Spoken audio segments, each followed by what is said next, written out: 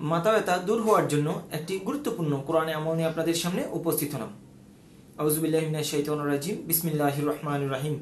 আলহামদুলিল্লাহি রাব্বিল আলামিন ওয়া সলাতু ওয়াসসালামু আলা সাইয়্যিদিল মুরসালিন ওয়া আলা আলিহি ওয়া সাহবিহি আজমাইন। সমস্ত প্রশংসা ওই মহান রব্বুল আলামিনের দরবারে লাখো কোটি কোটি গুণ শুকরিয়া জ্ঞাপনাতে বলছি আলহামদুলিল্লাহ। এবং মানবতার মুক্তির দূত আকায়ে মাওলা তাজদার মদিনা নবী আহমদ মুস্তাফা মুহাম্মদ মুস্তাফা সাল্লাল্লাহু আলাইহি ওয়াসাল্লামের উপর লাখো কোটি কোটি গুণ দরুদ ও সালাম পেশ করে শুরু করছি আমাদের আজকের আলোচনা শুরুতেই সকলকে আমার সালাম জানাচ্ছি। আসসালামু আলাইকুম ওয়া রাহমাতুল্লাহি ওয়া বারাকাতুহু। আজকে একটি গুরুত্বপূর্ণ বিষয় নিয়ে আপনাদের সামনে উপস্থিত হয়েছি। যে গুরুত্বপূর্ণ বিষয়টি আপনি আমাদের সকলের জন্য খুবই গুরুত্বপূর্ণ। আপনি অবশ্যই আমরা সকলেই অনেক সময় দেখা যায় মাথা ব্যথায় আমরা ভুগে থাকি। যে কোনো কারণে টেনশনে আমাদের মাথা ব্যথা হয়, বিভিন্নভাবে অসুস্থতার কারণে আমাদের মাথা ব্যথা হয়।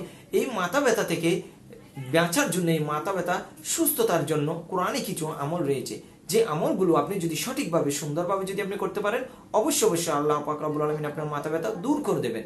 আপনার মাথা ব্যথা এটি সবসময় অনেক মানুষের এটি হয়। আপনি যদি সুন্দরভাবে সঠিকভাবে যদি আপনি এই কোরআনে আমলটি যদি আপনি সঠিকভাবে করতে পারেন, অবশ্যই আল্লাহ পাক রব্বুল আলামিন আপনার এই মাথা ব্যথা দূর করে দেবেন। এই কোরআনে আমলটি যদি আপনি সঠিকভাবে সুন্দরভাবে যদি আপনি করতে পারেন, মন থেকে দিল থেকে খলুসিয়ত নিয়ে যদি করেন, অবশ্যই আপনার মাথা ব্যথা দূর হয়ে যাবে ইনশাআল্লাহ। আপনি মাথা ব্যথা থেকে মুক্ত থাকবেন। আল্লাহ পাক রব্বুল আলামিন আপনাকে মাথা ব্যথা থেকে মুক্তি দান করবেন। আপনার এই অসুস্থতা থেকে আল্লাহ আপনাকে সুস্থ করে দেবেন ইনশাআল্লাহ। তাই আপনি এদিক সেদিক না দেখে এই আমলটি মন থেকে দিল থেকে খলুসিয়ত নিয়ে এই আমলটি করুন ইনশাআল্লাহ আজিজ। অবশ্যই আপনি ফলবান হবেন, আপনার লাভবান হবেন ইনশাআল্লাহ। আমি আলোচনা দীর্ঘায়িত না করে সেই আমলটি আপনাদেরকে জানিয়ে দিচ্ছি। আমলটি হচ্ছে, সেই দোয়াটি হচ্ছে বিসমিল্লাহির রহমানির রহিম। লা ইউসাদ্দাউনা আনহা ওয়া লা ইউনজিফুন। আমি আবার বলছি, লা ইউসাদ্দাউনা আনহা ওয়া লা ইউনজিফুন।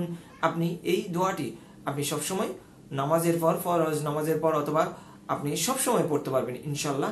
এই আমলটি আপনি ছোট্ট এই দোয়াটি আপনি সবসময় পাঠ করবেন ইনশাআল্লাহ আজিজ। আপনার মাথা ব্যথা দূর হবে। আল্লাহ পাক রব্বুল আলামিন তার খাস রহমত আপনার উপর দান করবেন, আপনাকে সুস্থতা দান করবেন। আজকে এই পর্যন্তই। অন্য একটি দিন অন্য একটি গুরুত্বপূর্ণ আলোচনা নিয়ে আপনাদের সামনে উপস্থিত হব। সে পর্যন্ত সকলে ভালো থাকুন, সুস্থ থাকুন। আসসালামু আলাইকুম ওয়া রাহমাতুল্লাহি ওয়া বারাকাতুহু।